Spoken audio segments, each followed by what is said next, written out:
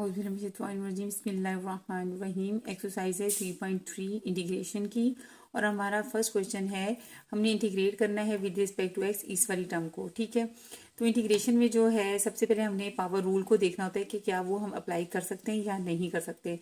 उसमें जो पावर वाली टर्म है, ये दो टर्म्स हमें नज़र आ रही है। और एक और बात, क्वेश्चन लॉ जो है ना, जो डेरिवेटिव में यूज़ करते हैं वो इंटीग्रेशन में नहीं यूज़ होता। ठीक हो गया। तो इसमें ये देखें स्टूडेंट्स, जो जिस टर्म की पावर है हमने देखनी है वो क्या उसका डेरिवेटिव प्रेजेंट है या नहीं है। डेरिवेटिव देखना है, अगर पावर लॉ देखना है या लॉग वाला लॉ देखना है, ठीक है, एलएन वाला देखना है।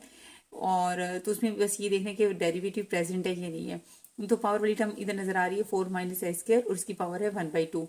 तो स्टूडेंट्स का देखें डेरिवेटिव क्या होता है, 4 का 0 और एस स्क्वायर क्या होता है 2x। तो आ गया 0 माइनस 2x यानी -2x है। इसका मतलब इधर बहुत आराम से पावर ला लग जाएगा। इंटीग्रल का साइन लाजमी लगाना है, इसका मतलब इंटीग्रेट करना है विद रिस्पेक्ट टू एक्स इस टर्म को। ओके, इंटीग्रेट करना है with respect to x. Okay, तो 4 माइनस एक्स की पावर ऊपर जाएगी तो वो हो जाएगी -1/2 और -2x एज इट हमने यहाँ पे लिख लिया है। और अब ये देखिए ये हमारे पास बिल्कुल पावर ला बन गया है। इंटीग्रल फंक्शन है और उसकी पावर n हो और आगे उसका डेरिवेटिव हो, तो हम क्या करते हैं, हमारा पावर ला कंप्लीट हो जाता है। हमने क्या कर रहा था, फंक्शन लिख के उसकी पावर में 1 ऐड कर देते हैं और उसी को हम डिनोमिनेटर में लिख देते हैं। तो स्टूडेंट्स यहाँ पे भी ऐसी सिचुएशन है। अगर ये मेरे पास क्या है, ये मेरे पास फंक्शन है, इसकी पावर -1/2 है और ये इसका f' है। ठीक है, ये फंक्शन है, फंक्शन की पावर है और आगे फंक्शन का डेरिवेटिव है। तो मैं क्या लिखूंगी, मैं फंक्शन लिख दूंगी 4 माइनस एक्स के लिख दूंगी और इसकी पावर -1/2 में +1 करूंगी और वही सारा मैं डिनोमिनेटर में लिख दूंगी और प्लस कांस्टेंट ऑफ इंटीग्रेशन करूंगी। आगे जस्ट इसकी क्या है, सिंप्लीफिकेशन है। अब इसका सेकंड क्वेश्चन देख लें। हमारे पास हमने इंटीग्रेट करना है dx विद इंटीग्रेट करना है with respect to x square plus 4x plus 13। तो सबसे पहले हमने ये देखना होता है कि जो हमारे पास फंक्शन जो भी टर्म दी हुई है क्या उसका डेरिवेटिव है। तो देख लेते हैं इसका डेरिवेटिव 2x प्लस 4। यहाँ पे 2x प्लस 4 नहीं है और ना ही लाया जा सकता है। किसी वेरिएबल वाली टर्म को मल्टीप्लाई एंड डिवाइड करके नहीं ला सकते। अगर कोई कांस्टेंट होता तो मैं उसको मल्टीप्लाई एंड डिवाइड कर लेती, लेकिन ये वेरिएबल आ रहा है 2x प्लस 4, 2x आ रहा है, वेरिएबल को मैं मल्टीप्लाई एंड डिवाइड करके नहीं ला सकती। इसका मतलब है कि यहाँ पे पावर ला नहीं लग सकता, ना ही ln वाला लग सकता है, क्योंकि होल फंक्शन की पावर 1 है। ठीक है ना, ये ऊपर जाके क्या हो जाएगी, -1 हो जाएगी। और पावर ला मैंने आपको बताया हुआ है, पावर ला जब n इज इक्वल टू -1 होता है तब पावर ला नहीं होता, वो उस वक्त ln वाली सिचुएशन इख्तियार कर जाती है। जैसे यहाँ पे यानी फंक्शन की पावर 1 है, इसको नीचे ही रखना है क्योंकि ऊपर जाएगा तो -1 हो जाएगा और पावर ला -1 पे होल्ड नहीं करता, इसलिए ये नीचे ही रहेगा। और इसका अगर ऊपर डेरिवेटिव होता तो ln वाली सिचुएशन बन जानी थी, रूल बन जाना था। लेकिन इस पे चूंकि अब इसका डेरिवेटिव नहीं है, ln वाला नहीं लगना, तो इसके लिए अब कुछ और देखते हैं। इसके लिए स्टूडेंट्स ये बड़ी इंपॉर्टेंट फॉर्म बन जाती है और बहुत खूबसूरत फॉर्म है ये। आप अगर इस पर गौर करें तो ये क्वाड्रेटिक इक्वेशन है, x square plus 4x plus 13 एक क्वाड्रेटिक इक्वेशन है। तो स्टूडेंट्स ये देख लें जरा क्वाड्रेटिक इक्वेशन का। अगर हमारे पास यानी इंटीग्रेट करते हुए, इंटीग्रेट करने विद रिस्पेक्ट टू एक्स किस टर्म को, अगर हमारे पास इंटीग्रेशन करते वक्त ये जो क्वाड्रेटिक इक्वेशन है, कोई भी क्वाड्रेटिक इक्वेशन जिसका डेरिवेटिव प्रेजेंट नहीं है, जिसका डेरिवेटिव प्रेजेंट नहीं है, मौजूद नहीं है, तब अगर हमारे पास अगर क्वाड्रेटिक इक्वेशन स्क्वायर रूट में नोमरेटर में आ जाए और डिनोमिनेटर में स्क्वायर रूट आ जाए, क्वाड्रेटिक इक्वेशन हो, या यानी इन दोनों में स्क्वायर रूट आए हुए हैं, नोमरेटर में स्क्वायर रूट आया हुआ है, इधर डिनोमिनेटर में आया हुआ है, और इधर क्या है, यही जो हमारे पास सिचुएशन नजर आ रही है, क्वाड्रेटिक है लेकिन उसका स्क्वायर रूट नहीं है। इन तीनों फॉर्म्स में हमने क्या लगाना है, इसका कंप्लीटिंग स्क्वायर करना है। इस पे इसकी रीजन क्या है कि अगर क्वाड्रेटिक इक्वेशन है और आगे उसका डेरिवेटिव नहीं है तो पावर ला तो नहीं लगेगा, वो फेल हो जाएगा। ठीक है, इसका मतलब है मैंने इसका कंप्लीटिंग स्क्वायर करना है। उसके बाद अगर बटे में अगर क्वाड्रेटिक इक्वेशन आ रही है, ठीक है ना, उसकी पावर 1/2 है, ऊपर जाके -1/2 हो जाएगी। फिर भी अगर मैं पावर ला लगाना चाहती हूँ तो अंदर वाली जो भी टर्म है क्वाड्रेटिक उसका डेरिवेटिव होना चाहिए, वो डेरिवेटिव नहीं होगा। ठीक है ना, ऊपर जाके -1/2 हो जाएगी और उसका डेरिवेटिव नहीं होगा, तो इसका मतलब पावर ला इसमें नहीं लगना। जब पावर ला नहीं लगना तो इसका मतलब कंप्लीटिंग स्क्वायर करेंगे। अब ये वाली जो सिचुएशन है, नीचे पावर यानी 1 है, क्वाड्रेटिक इक्वेशन जो भी है उसकी पावर 1 है, तो अगर इस क्वाड्रेटिक इक्वेशन का ऊपर डेरिवेटिव होता तो फिर मैं ln वाला लगा लेती। चूंकि इसका डेरिवेटिव नहीं है इसलिए इसकी डीलिंग किससे होगी, कंप्लीटिंग स्क्वायर से। इसलिए इन तीनों टाइप की जो क्वेश्चन आएंगे तो उधर हमने कंप्लीटिंग स्क्वायर करना है, ठीक है। तो उसके बाद एक फोर्थ फॉर्म भी है, एक फोर्थ पॉसिबिलिटी भी है। जैसे ये देखिए, ये भी स्क्वायर रूट है, ये न्यूमरेटर में स्क्वायर रूट है, ये डिनोमिनेटर में स्क्वायर रूट है। तो 1 पावर बटे में आ रही है, ठीक है। तो 1 पावर न्यूमरेटर में भी तो आ सकती है ना। तो उसको हमने कंप्लीटिंग से क्यों नहीं करना, क्योंकि उस पर आराम से मेरा जो है ना वो पावर ला लग जाएगा। वो कैसे, ये देखें, आप समझे कि ऊपर नहीं है, ठीक है, ये ऊपर नहीं है, ये न्यूमरेटर में ही है, ठीक है। तो इधर dx लगा लीजिएगा। तो एक्स स्क्वायर आपको पता है, एक्स का डेरिवेटिव 1 आगे है, तो आराम से इस पे पावर ला लग के x3/3 हो जाना है। 4 बाहर आ जाना है। एक्स को इंटीग्रेट करूंगी तो x2/2 हो जाएगा। 13 को इंटीग्रेट करूंगी तो 13x हो जाएगा। समझ आ गई। इसलिए अगर क्वाड्रेटिक जस्ट 1 पावर के साथ आ रही है, ठीक है, तो उस पर आराम से पावर ला लग जाता है, उसका कंप्लीटिंग स्क्वायर नहीं करना होता। तो अब देख लेते हैं यहाँ पे, चूंकि एक क्वाड्रेटिक इक्वेशन है, मैंने आपको इसकी टाइप बता दी है, पहचान बता दी है आपको कि क्वाड्रेटिक इक्वेशन है, उसका डेरिवेटिव प्रेजेंट नहीं है, तो हमने कंप्लीटिंग स्क्वायर करना है। कंप्लीटिंग स्क्वायर हमने फर्स्ट ईयर में किया था, मैं दोबारा रिपीट कर देती हूँ। उसमें हमने बच्चे ऐसे करना होता है, हमारा सारा फोकस जो होता है ना एक्स स्क्वायर और एक्स वाली टर्म पे है। हमने क्या करना होता है, जो एक्स स्क्वायर वाला होता है ना, हमने इसको बना देना होता है ए स्क्वायर, ठीक है। एक्स स्क्वायर को एक्स का स्क्वायर लिख सकती हूँ ना, ए का स्क्वायर लग गया। फिर ये जो एक्स वाली टर्म है, इसको मैंने 2ab में कन्वर्ट करना है। 2ab में कैसे कन्वर्ट करूंगी, ये देख लें। प्लस बाय फार्मूले वाला 2 लगाऊंगी, और ए ये वाला, ये मेरा ए है, एक्स है। जो बी है ना, वो मैंने एक्स का जो भी कोफिशिएंट होगा उसको 2 पे डिवाइड करूंगी, वो जो नंबर आएगा वो मैंने बी लेना है, ठीक है। अब एक्स का कोफिशिएंट 4 है, इसको 2 पे डिवाइड करें तो मेरे पास 2 आता है, इसलिए मेरा बी क्या होगा, 2 होगा। ओके। प्लस फिर आपको पता है A square plus 2ab plus B square होता है ना, तो मैं बी, ये जो बी तो मैंने ले लिया, 2 ले लिया है, तो उसका स्क्वायर मैं ऐड भी करूंगी। प्लस फिर आपको पता है A square plus 2ab plus B square होता है ना, तो मैं बी, ये जो बी तो मैंने ले लिया, 2 ले लिया है, तो उसका स्क्वायर मैं ऐड भी करूंगी और यहाँ पे सब्ट्रैक्ट भी करूंगी, ठीक है। फिर मैंने लास्ट पे ये 13 रख दिया है। अब अगर इसको मैं सॉल्व करूंगी तो मेरे पास यही बनेगा, ये देखें, एक्स स्क्वायर, इसको सोल्व करें, 2 2 4x और ये भी 4x है, ठीक है। अब ये जो मैंने बी स्क्वायर ऐड किया था तो माइनस भी तो किया था, ये सारी जो वैल्यू है ये तो 0 दे रहा है, यानी आपस में कैंसिल होकर 0 हो जाता है। ये तो कंप्लीटिंग स्क्वायर करने के लिए, फॉर्म बनाने के लिए मैंने बी का स्क्वायर ऐड भी किया और सब्ट्रैक्ट भी किया है। और काम ऐसे करना है कि पूरी इक्वेशन यानी इसके इक्वल हो, ठीक है ना। तो ये देखिए, ये तो 0 के इक्वल आ गया, और ये वाला 13 और ये वाला 13 है, इसका मतलब ये पूरा एक्सप्रेशन जो है ये इसके इक्वल है। अब इधर देख लें कि मेरे पास A square plus 2ab plus B square है, तो ये ए प्लस, यानी 2 के साथ प्लस लगा है तो ए प्लस बी का होल का स्क्वायर बनेगा। ए मेरे पास x है, बी मेरे पास 2 है, और 2 के साथ प्लस लगा हुआ है, तो इसलिए ए प्लस बी का होल का स्क्वायर बन जाएगा। तो इतनी टर्म तो मेरे पास जो है, ये तो मेरे पास फार्मूला बन गया इतना। ओके। तो बाकी ये बचा था, इसको सोल्व कर लेते हैं। 2 2 4 और ये प्लस 13 आ गया। तो इसका देख लें, 13 में से 4 माइनस करें तो मेरे पास +9 आता है, इसे मैंने +9 लगा दिया, इसे मैंने 3 का स्क्वायर लिख देना है। ओके। तो ये एक बहुत इंपॉर्टेंट, एक और हमारा, जैसे आज आपने एक न्यू चीज ये वाली सीखी है, तो यहाँ पे भी हम आ जाते हैं।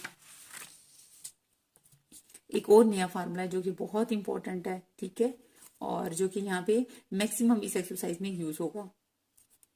स्टूडेंट्स, अगर हम इंटीग्रेट करें 1/a² प्लस x² को, तो हमारे पास integrate with respect to s करेंगे इस एक्सप्रेशन को, तो आंसर आता है 1/a tan इनवर्स x/a। ये बहुत जगहों पे इस्तेमाल होना है।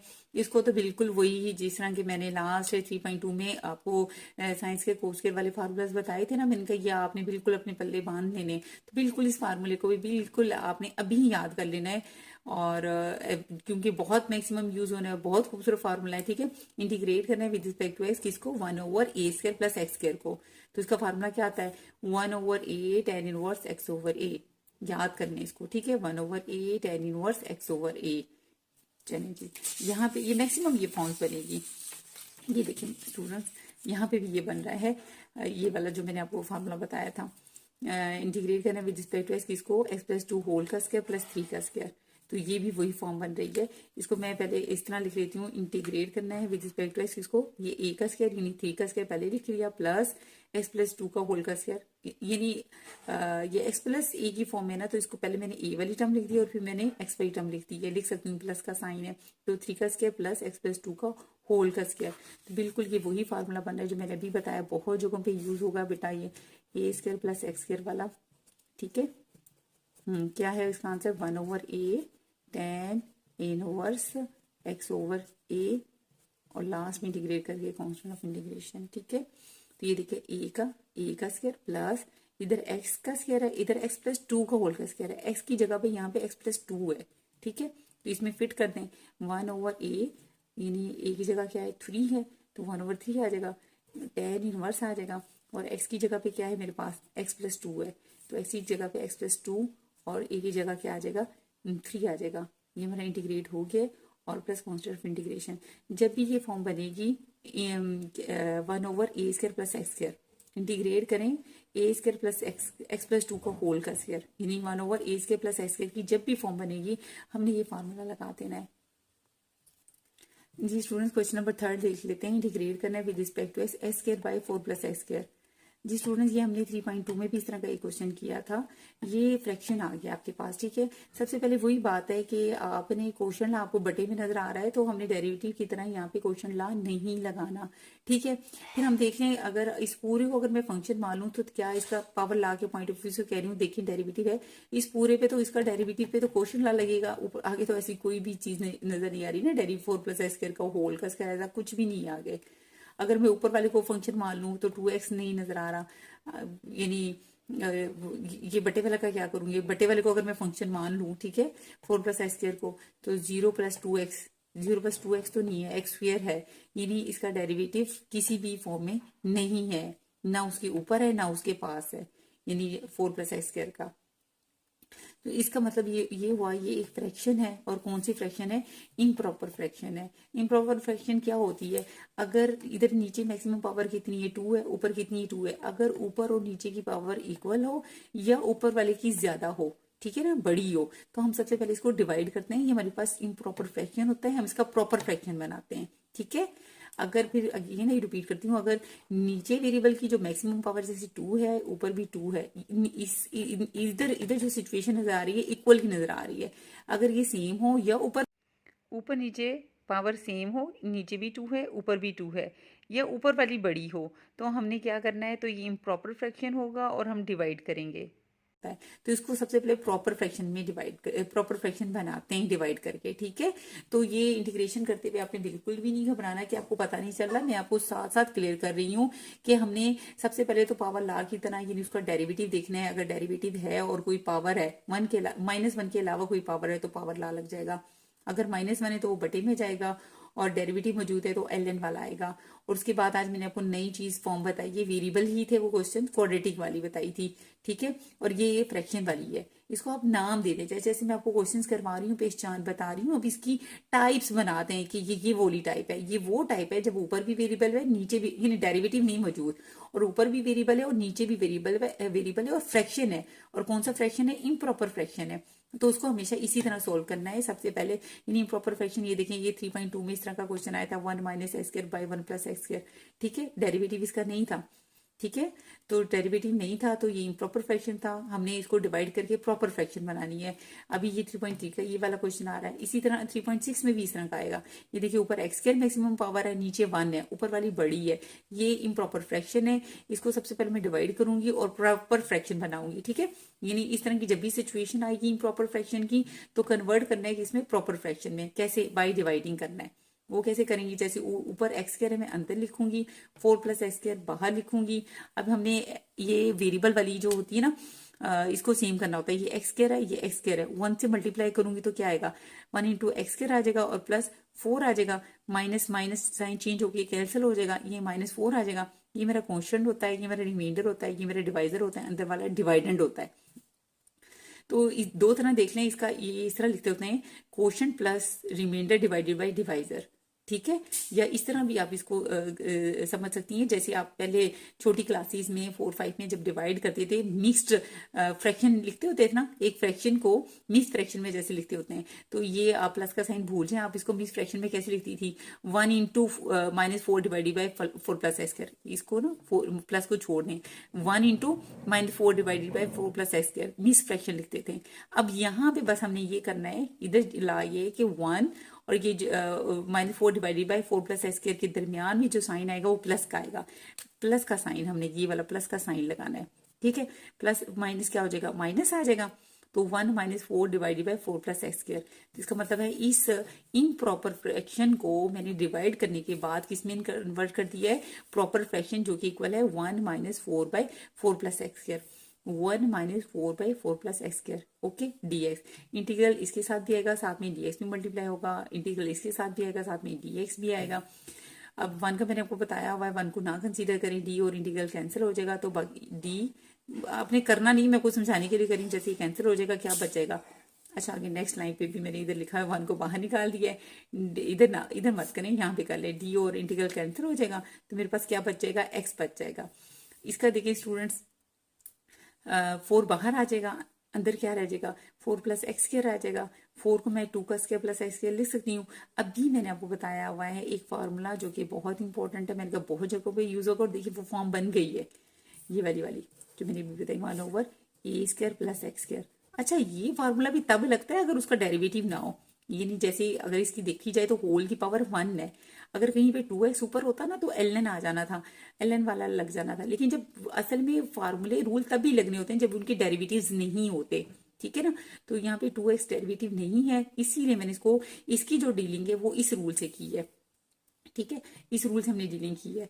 तो ये मेरे पास वही जो अभी मैंने कहा ना, ये फार्मूला बहुत इंपॉर्टेंट है, 1/a² प्लस एक्स का 1/a, इसका आंसर आता है tan इनवर्स x/a आता है। अब इधर a की जगह पे क्या है, 2 है, और x की जगह पे x ही है, बस आपने a की जगह क्या लगा देना है, 2 लगा देना है, और x की जगह x ही है, और a की जगह क्या आ जाएगा, 2, 1/2 tan इनवर्स x/2 यहाँ पे लगा देना है आपने, ठीक है, 1/2 tan inverse x/2 plus constant of integration. तो ये 2 1 2, 2 2 4, और 2 tan inverse x/2 plus c, ये हमारा आंसर आ गया, ठीक है। क्वेश्चन नंबर 4 देख लें आप। इंटीग्रेट करना है इस टर्म को विद रिस्पेक्ट टू एक्स। सबसे पहला यही होता है कि जो भी हमारे पास ये हमने देखना है डेरिवेटिव किसी का प्रेजेंट है, ठीक है। तो अगर मैं ln(x) को देखती हूँ, ln(x) का अगर डेरिवेटिव लूँ, अगर मैं देखूँ, अगर ln(x) को फंक्शन मान लूँ, तो f का डेरिवेटिव क्या होता है, f' होता है ना, f' होता है। अब इसका डेरिवेटिव क्या होता है, 1/x, ये मैंने आपको बताया, 1/ln के अंदर वाली टर्म का डेरिवेटिव, और आगे फिर differentiate with respect to x करना है, किसको, ln के अंदर वाली टर्म यानी x को करना है, तो dx कैंसिल हो जाएगा, 1/x आ जाएगा, ठीक है। यानी f' क्या है, 1/x है। तो देखिए ln(x) का डेरिवेटिव देखिए ऊपर या उसके पास है, ln(x) का डेरिवेटिव उसके पास 1/x है, ठीक है। और इसको मैं 1/x को 1/x इस तरह लिख सकती हूँ, न्यूमरेटर में मैं इस तरह 1/x लिख सकती हूँ, ठीक है। तो ये मेरे पास f, यानी ये यहाँ पे यूज करना है ये वाला, अगर नीचे फंक्शन हो और उसकी होल की पावर कितनी हो, 1, ठीक है, तो ऊपर उसका क्या हो, डेरिवेटिव हो, तो हम क्या लगा लेते हैं, उसका आंसर क्या होता है, एन लगा के मोड की लाइन लगाते हैं और फंक्शन लिख देते हैं, और प्लस कॉन्स्टेंट ऑफ इंटीग्रेशन। तो यहाँ पे भी बच्चे ऐसे बिल्कुल वो फन बन गया, ये मेरे पास f(x) है, ये मेरा f'(x) है, ठीक है। तो मेरा आंसर क्या बनेगा, ln लगाऊंगी और मोड की लाइन लगाऊंगी और f(x) लिख दूंगी, इधर f(x) की जगह क्या है, ln(x), वो मैंने लगा दिया, और प्लस कॉन्स्टेंट ऑफ इंटीग्रेशन। इसी तरह देखिए क्वेश्चन नंबर 5 देखें, मैंने इंटीग्रेट करना है e⁻x divided by e x plus 3 dx। तो सबसे पहले हमने ये देखना होता है कि क्या डेरिवेटिव प्रेजेंट है। जैसे अगर देखो नीचे फंक्शन की पावर कितनी है, 1 है, अगर मैं नीचे वाले को फंक्शन मान लूँ e x प्लस 3, हमने हर क्वेश्चन में सबसे पहले यही देखना होता है क्या उसका डेरिवेटिव प्रेजेंट है या नहीं है। तो यहाँ पे भी देखें e x प्लस 3 है, ये अगर मैं इसको फंक्शन कह दूँ तो f'(x) क्या होगा, e⁻x उसका डेरिवेटिव e⁻x एज इट आएगा, और x का डेरिवेटिव x के रिस्पेक्ट dx 1 हो जाएगा, 3 का 0 हो जाएगा, वो हमने नहीं लिखा। f'(x) जो होता है इसका डेरिवेटिव जो है वो ex ही आता है, ठीक है। इसका मतलब है ये फंक्शन है, इसकी पावर कितनी है, इसकी पावर 1 है, और ऊपर f'(x) है, ठीक है।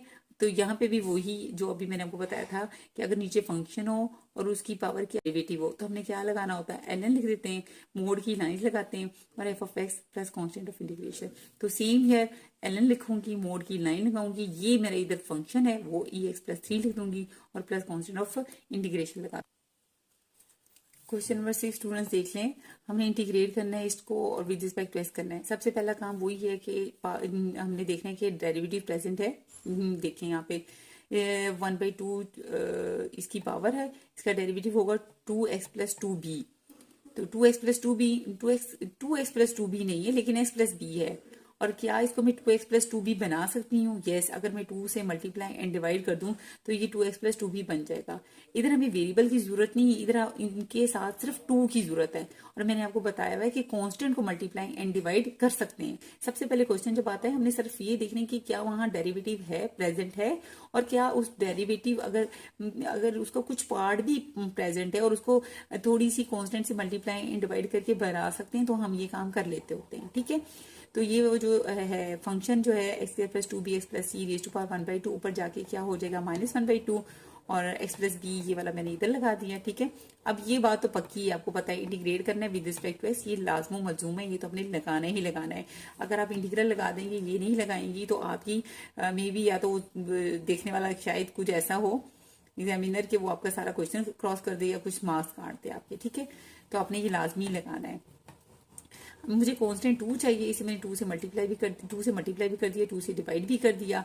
मुझे मल्टीप्लाई वाला इसके साथ 2 चाहिए, तो 2 जो है अंदर चला जाएगा, 2 जब अंदर जाएगा ये बन जाएगा 2x प्लस 2 भी बन जाएगा।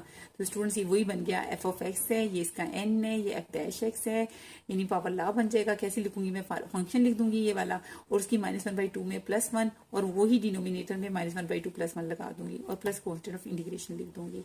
ओके, अब इस तरफ आ जाते हैं क्वेश्चन नंबर 7। क्वेश्चन नंबर 7 है इंटीग्रेट करना विद रिस्पेक्ट टू एक्स इस वाली टर्म को। वही देख लें, पहला वही हमने देखना है कि पावर वाली टर्म का क्या डेरिवेटिव प्रेजेंट है। नीचे देखिए पावर 1/2 है, ये ऊपर जाके -1/2 हो जाएगी। ठीक है, और ये सेकेंड स्क्वायर एक्स है। देखें tan का डेरिवेटिव क्या होता है, सेकेंड स्क्वायर एक्स। यस, उसका डेरिवेटिव ये देखिए tan एक्स का derivative second square x present है। इसका मतलब पावर लॉ से हम इसको सॉल्व कर सकते हैं। तो करें इसको, फिर ये ऊपर जाके पावर -1/2 हो जाएगी, second square x as it लगा दिया। ये फंक्शन है, ये उसकी पावर है, आगे उसका डेरिवेटिव है, फंक्शन हो एफ डैश एक्स हो। ठीक है, तो हम क्या कर देंगे, हम उसकी पावर में 1 ऐड कर देंगे। तो फंक्शन tan x लिखा, -1/2 +1 किया, -1/2 +1 एज इट हमने डिनोमिनेटर में भी लिख दिया, और प्लस कांस्टेंट ऑफ इंटीग्रेशन किया। ठीक है, आगे से तो बस एलसीएम लेके उसकी पावर को जो है वो सॉल्व किया है। ओके।